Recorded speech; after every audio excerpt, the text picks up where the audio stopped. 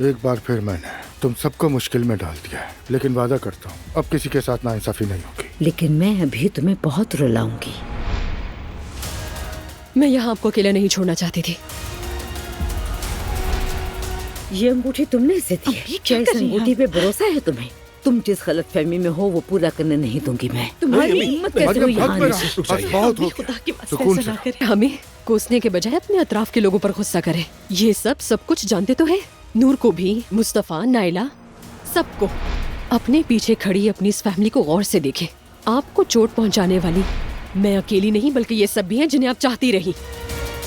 अम्मी, अम्मी कहा था छोड़ दो। उन सबको ऐसा कर दूंगी कभी एक दूसरे की शक्ल भी नहीं देख सकेंगे। कोई खुश नहीं रहेगा। किसी की जिंदगी में सुकून नहीं रहने दूंगी।